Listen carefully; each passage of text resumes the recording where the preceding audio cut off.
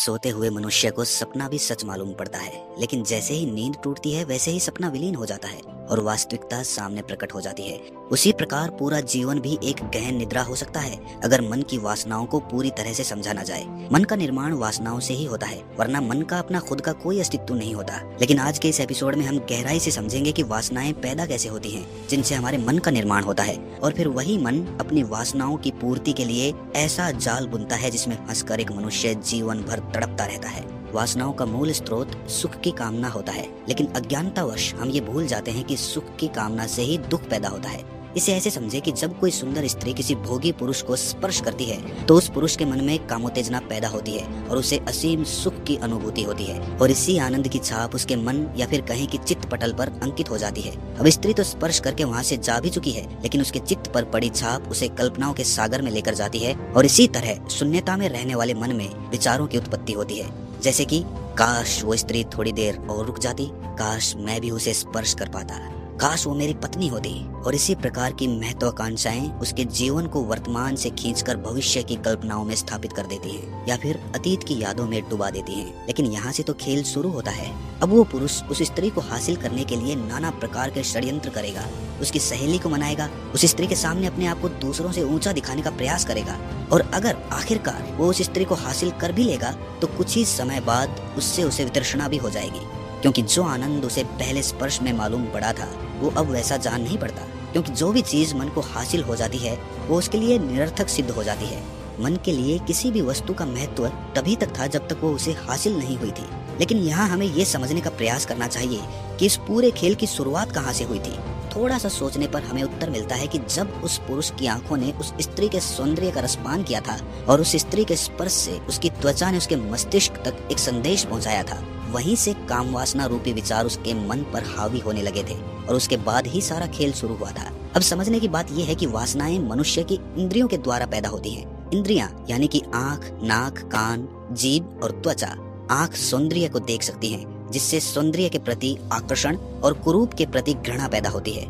कान मधुर वाणी सुन सकते हैं, जिससे वाणी के प्रति आकर्षण पैदा होता है, लेकिन यहीं पर कड़वी वाणी के प्रति घृणा भी पैदा हो जाती है। ठीक इसी प्रकार जब हमारी जीभ स्वादिष्ट व्यंजन चख लेती है तो बिना स्वाद वाले भोजन में इसकी रुचि समाप्त हो जाती है। इसीलिए ज्यादातर लोग सात्विक भोजन यानी बिना मिर्च मसाले के भोजन की जगह पिज्जा बर्गर में ज्यादा रुचि दिखाते हैं, चाहे इसके लिए उन्हें अपने स्वास्थ्य और शरीर की आहुति ही क्यों न देनी पड़े। विश्लेषण करने पर कोई भी मनुष्य ये समझ सकता है कि उसके मन में जो भी भावनाएं पैदा होती हैं उन सब का कारण इंद्रियां ही होती हैं। वही इंद्रियां अपने सुख की पूर्ति के लिए एक ऐसा जाल फैलाती है कि जिसमें फंसकर एक मनुष्य ये भूल ही जाता है कि सुंदरता और कुरूपता, मधुर वाणी और कड़वी वाणी, स्वाद और स्वादहीन जैसे तत्व एक ही सिक्के के दो पहलू होते हैं। कुरूपता के बिना सौंदर्य का कोई अस्तित्व नहीं। आप खुद सोचिए, अगर सब लोग पृथ्वी पर सुंदर होते तो क्या सौंदर्य शब्द का कोई महत्व होता? उसी प्रकार बेसुरे स्वर के बिना मधुर वाणी का क्या अस्तित्व होगा? उसी तरह स्वादहीन भोजन को जाने बिना स्वादिष्ट भोजन का भला क्या अस्तित्व? आकर्षण का काम ये है कि ये आपके मन की भावनाओं को दो हिस्सों में बांट देता है। किसी के प्रति आकर्षण किसी दूसरे के प्रति घृणा को जन्म देता है, जिससे कि चित्त की निर्मलता, उसकी मासूमियत विलीन हो जाती है और आकर्षण का जाल इंद्रियों के द्वारा रचा जाता है। इससे निष्कर्ष ये निकल कर आता है कि इंद्रियों की वासना की पूर्ति में ही हमारा मन मलिन होता चला जाता है, और यही मन की मलिनता हमारी आत्मा को दूषित करती चली जाती है, और आखिरकार कुछ समय बाद हम खुद से ही निराशा महसूस करने लगते हैं, अपने आप से ही हमें घृणा होने लगती है। लेकिन ये भावना सभी के मन में पैदा नहीं होती। इंद्रियों की वासना पूर्ति के लिए हर मनुष्य खुद से घृणा नहीं करता। वही लोग ये महसूस कर पाते हैं जो कुछ कुछ चैतन्य होने लगे हैं, जिन्हें अपने मन की मलिनता दिखाई पड़ने लगती है। वरना तो ऐसे भी लोग मौजूद हैं जो इंद्रिय सुख में पूरा जीवन सुप्त अवस्था में व्यतीत कर देते हैं। उनकी यात्रा तो अनंत काल तक चलती रहने वाली है और मोक्ष उनसे कोसों दूर है। लेकिन यहाँ बड़ा सवाल ये है कि सौंदर्य के प्रति आकर्षण गलत है क्या? मधुर वाणी की मिठास का आनंद लेना कैसे वासना हो सकती है? और स्वादिष्ट भोजन का स्वाद कौन नहीं लेना चाहता? तो इन सब का आनंद उठाना मोक्ष में बाधा कैसे बन सकता है? आपने भिक्षुओं की दिनचर्या के बारे में सुना होगा। धरती पर सोना, बेहद साधारण से कपड़े पहनना, भिक्षा मांग कर खाना, जैसा खाना मिले उसी में प्रसन्न रहना, यही उनकी जीवन शैली है जिसमें ध्यान साधना का महत्वपूर्ण स्थान है। ये सब इसीलिए महत्वपूर्ण होता है कि जीवन जीने की व्यस्तता में उन्हें ये स्मरण रहे कि सुंदरता और कुरूपता, स्वाद और स्वादहीनता, मधुर वाणी और कड़वी वाणी, और अंततः सुख और दुख सभी एक ही सिक्के के दो पहलू हैं। सौंदर्य का आनंद लेना गलत नहीं है जब तक आपके अंदर ये होश सदा रहे कि ये सिक्के का सिर्फ एक ही पहलू है। लेकिन धीरे धीरे इंद्रियों का सुख भोग मनुष्य को ऐसी सुप्त अवस्था में पहुंचा देता है कि उसे पता भी नहीं चलता कि उसका मन दो हिस्सों में बंट चुका है। इसीलिए होश को साधने से ये स्मरण बना रहता है कि सुख और दुख दोनों एक ही हैं। इसीलिए ऐसे मनुष्य को ना तो सुख की कामना बांध सकती है और ना ही दुख उसे अत्यंत दुखी कर सकता है। वो दोनों ही अवस्थाओं में समान बना रहता है। उसने ये समझ पैदा कर ली है कि जीवन एक नाटक की भांति है जिसमें हम सिर्फ एक किरदार निभा रहे हैं। सुख और दुख उस नाटक में घटने वाली अलग अलग परिस्थितियां हैं और आखिर में नाटक का पर्दा गिर ही जाएगा। और जो ये सब भली भांति समझ जाता है वो ही परम योगी कहलाता है। और इस खेल को समझने के लिए इंद्रियों के प्रति होश को साधना अति आवश्यक होता है, जो कि निरंतर ध्यान साधना के द्वारा संभव है। ध्यान साधना की शुरुआत करने से पहले कुछ महत्वपूर्ण बिंदुओं को समझ लेना अत्यंत आवश्यक है, जिससे कि गलत ध्यान प्रक्रिया से खुद को बचाया जा सके।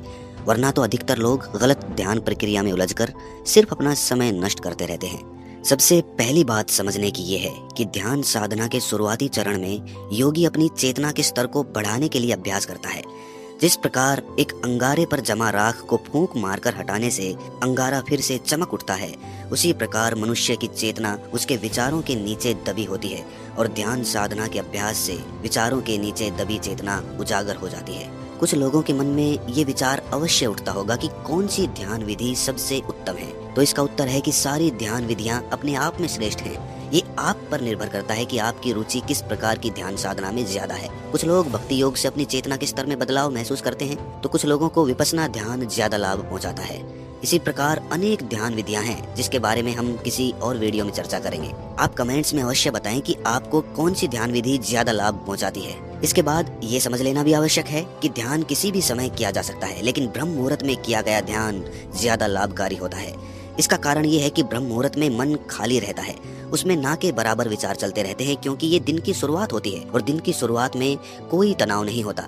लेकिन जब दिन खत्म होते होते हमारा दिमाग विचारों से भर जाता है, उस समय ध्यान साधना में गहराई से उतरना बड़ा मुश्किल हो जाता है, क्योंकि दिन भर का तनाव, दिन भर की उलझनें हमारे दिमाग में चलती रहती हैं और जो ध्यान में बड़ी बाधा बन जाती है। लेकिन कुछ समय ब्रह्म मुहूर्त में अभ्यास करने के बाद आप किसी भी समय ध्यान की गहराइयों को छू सकते हैं। लेकिन शुरुआती चरण में ब्रह्म मुहूर्त में किया गया ध्यान आपको ध्यान का स्वाद चखा देगा, और एक बार अगर आपने उस आनंद का स्वाद चख लिया तो आपके मन में जितने भी प्रश्न ध्यान के बारे में उठते हैं वो सब विलीन हो जाएंगे। क्योंकि एक बार जो भी इंसान, जो भी मनुष्य आनंद को छू लेता है, ध्यान के आनंद को पा लेता है, उसका जीवन धन्य हो जाता है। उसके बाद उसके सभी सवाल मिट जाते हैं और सिर्फ रह जाता है एक मौन, एक शून्यता, एक आनंद जो कहीं भी हासिल नहीं हो सकता। लेकिन हर दिन एक निश्चित समय के लिए किया गया ध्यान एक अभ्यास की भांति हो जाता है। ध्यान को कभी भी अभ्यास नहीं बनाना है, उसे जीवन बनाना है। ध्यान जीवन जीने की प्रक्रिया ही है, इसीलिए ध्यान को हर काम में ढाल दीजिए। खाना खाते हैं तो सिर्फ खाना खाने पर ध्यान लगाइए, एक एक कौर को बड़े ध्यान पूर्वक चबाइए, उसे ध्यान से खाइए। इससे आपका खाना खाना ही ध्यान बन जाएगा। उसी प्रकार चलते समय सिर्फ अपने चलने को ध्यान बना लीजिए। किसी से बात मत करिए, सिर्फ धरती पर पड़ रहे अपने कदमों पर ध्यान लगाइए और इस प्रकार आप चलने को भी ध्यान बना सकते हैं। महात्मा गौतम बुद्ध चलित ध्यान का बड़ा अभ्यास किया करते थे। वो रोज सुबह और शाम चलित ध्यान जरूर किया करते थे। इसी प्रकार हम हर काम को ध्यान बना सकते हैं। लेकिन समस्या तब पैदा होती है जब ध्यान को एक अभ्यास बना लिया जाता है। दिन में एक निश्चित समय पर आधे घंटे के लिए ध्यान करना आवश्यक या जरूरी तो है ही, साथ के साथ हर काम में ध्यान को लाना बहुत आवश्यक है। इसके बाद ही आप अपने जीवन को पूरा ध्यान बना पाएंगे।